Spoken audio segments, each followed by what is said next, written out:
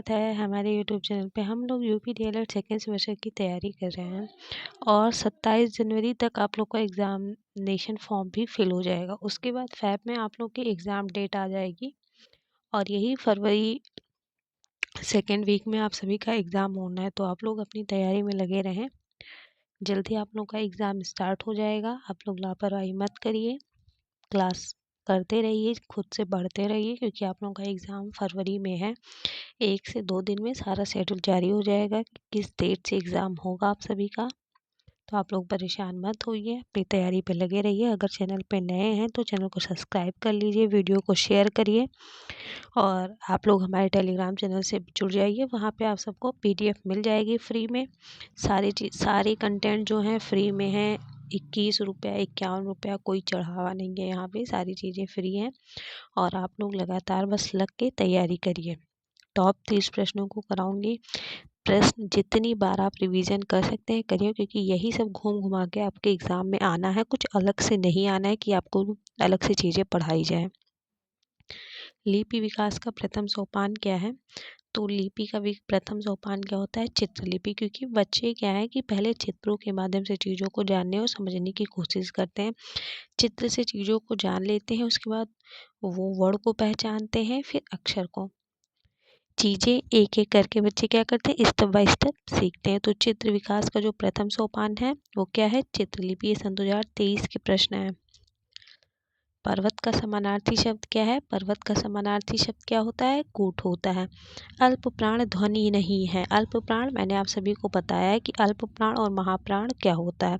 अल्प प्राण में पहला, तीसरा, पांचवा किसके? जो आपके कचट तप हैं उसी के। संघर्षी व्यंजन जो हैं उसके वर्ण का जो होता है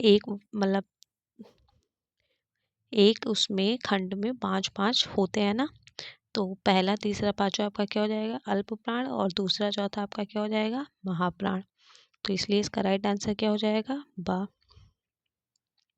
अंग और आहा कैसे वर्ण हैं? तो अंग और आहा आपके कैसे वर्ण हैं? ये आपके अयोगवा हैं। कामायनी के लेखक कौन है? कामायनी के लेखक कौन है? जयशंकर प्रसाद हैं। नेक्स्ट, जो शब्दांश किसी शब्द के आदि से निकलकर उसके अर्थ को बदल देते हैं तो वो क्या कहलाते हैं? वे आपके उपसर्ग कहलाते हैं। ये आपका प्रत्यय नहीं होगा, गलत है।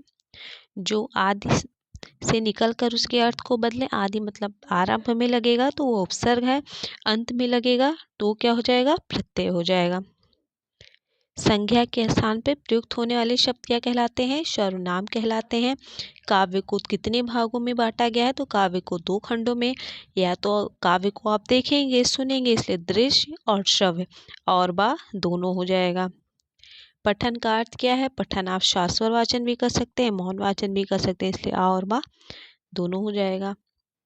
मरकट, ये इम्पॉर्टेंट है, कई बार रिपीट हुआ है और आगे भी पूछा जा सकता है। इस बार में क्या हो जाएगा? मरकट का बंदर हो जाएगा। किस प्रणाली से छात्रों में सक्रियता बनी रहती है? तो प्रश्नोत्तर प्रणाली, जहाँ पे आप क्वेश्चन पुटअप करते हैं। इसमें क्या होगा? बच्चा ध्यान देगा चीज़ों को कि कहीं ऐसा ना हो कि अभी सर मुझे खड़ा कर दो, मुझसे प्रश्न करें। तो आपका क्या हो जाएगा? प्रश्नोत्तर प्रणाली। निम्नलिखित में से जातिवाचक संज्ञा क्या है? जातिवाचक आपका पुस्तक हो जाएगा। ममता भाववाचक, ये भाववाचक हो जाएगा। अच्छाई,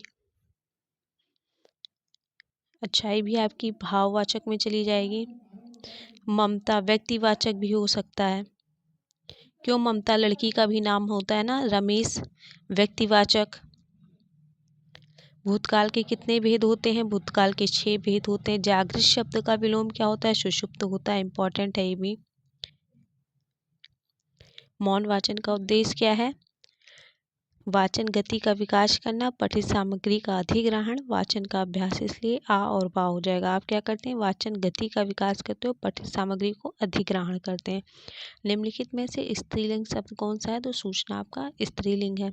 चौराहा, चार, जिसमें 4 है ना, जिसमें अंकों की बात आ जाए तो आपका क्या हो जाएगा? दिग्गु समास हो जाएगा। क्या हो जाएगा? दिग्गु समास।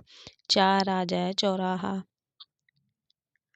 कोई खड़ा है, इस वाक्य में प्रयुक्त कोई किस प्रकार का सर्वनाम है? ये आपका कैसा सर्वनाम है? तो ये अनिश्चय, पता नहीं है इसलिए अनिश्चयवाचक।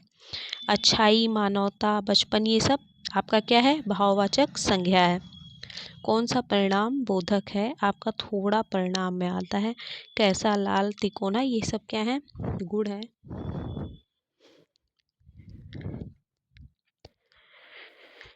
फा का उच्चारण स्थान क्या है?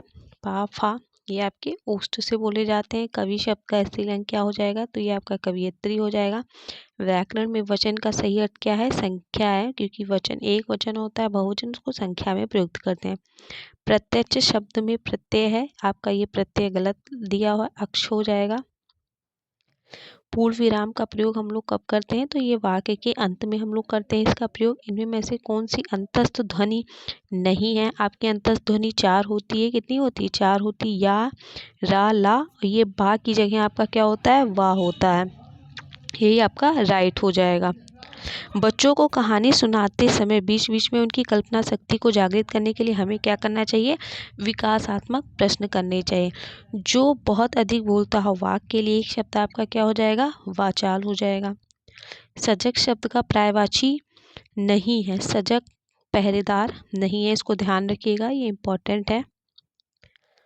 महाकवि शब्द में प्रयुक्त समास क्या है? आपका कर्मधारय है। इसमें क्या है? महान है जो कवि। रानी केतकी की कहानी किसकी है? ये जो रानी केतकी की कहानी ईशा अल्लाह खां की है। इंपॉर्टेंट है, कई बार पूछा गया है, तो आप लोग याद रखिए। आज हम लोग टॉप 30 प्रश्नों को देख चुके हैं। कल मैं फिर आपको टॉप 30 प्रश्न कराऊंगी। ऐसे ही एक बार मैं कम टाइम में आपको सारी सीरीज का रिवीजन करा दूंगी। और अगर आप चैनल पे नए हैं तो चैनल को सब्सक्राइब जरूर करें, वीडियो को लाइक करें और हमारे टेलीग्राम चैनल से जुड़ जाइए। वहाँ पे आपको PDF मिल जाएगी और जल्दी आप लोगों का एग्ज़ाम डेट भी जारी हो जाएगा। आप लोग परेशान मत होइए, बस अपनी तैयारी में लगे रहिए। मिलती हूँ नेक्स्ट वीडियो में। धन्यवाद।